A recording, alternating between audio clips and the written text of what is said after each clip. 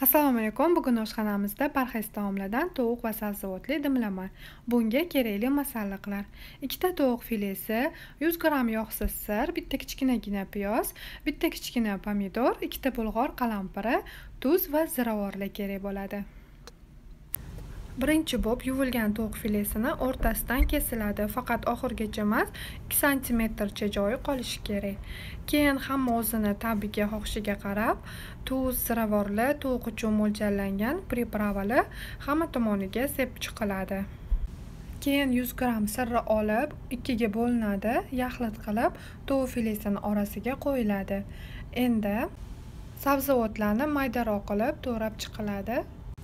Agar xohlasanglar piyozni undan ham ko'proq solsa bo'ladi. Men hozir yarimta piyozni yarmini sovaman. Endi sirni ustidan piyozni xuddi nachinkaga o'xshatib, tovuq filesini orasiga solib chiqiladi. Yana ozginasini olib qo'yib turiladi, chunki ustiga ham sabzavotlar bilan qo'shib birga qo'yish uchun. Solinadigan bulg'or qalampirini ham xohlagan rang, xohlagan turini ishlatsa bo'ladi. Men hozir shirin turini ishlatyapman. Endi bitta kichkinagina pomidorni ham maydaroq qilib kesib to'g'rab olamiz.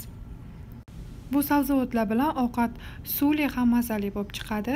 Endi duxovkada pishirish uchun mo'ljallangan idishga ozgina yog' surib olib, agar qattiq diyeta tutayotganlar bo'lsa, yog' surmasdan folga yoziladi. Keyin tovuq filesi bir-biriga yaqinroq qilib joylashtiriladi.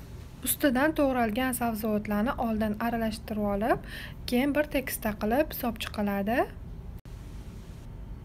Ustiga yana ko'katlar solmoqchi bo'lsanglar, bemalol to'g'rab solsanglar bo'ladi. Men pishgandan keyin ustiga ko'kat sepaman.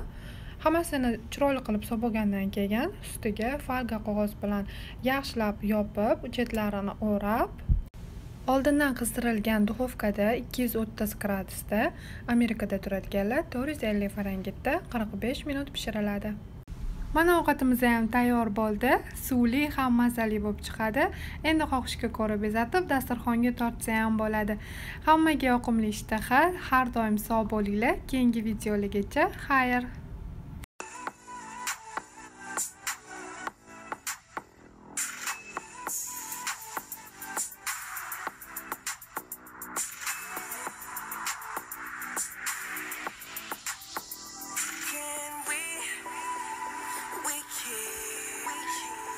Keep each other company. Oh, maybe we can be each other's company. Oh, company. Listen each other's lonely nights, each other's paradise. Need a picture from my friend.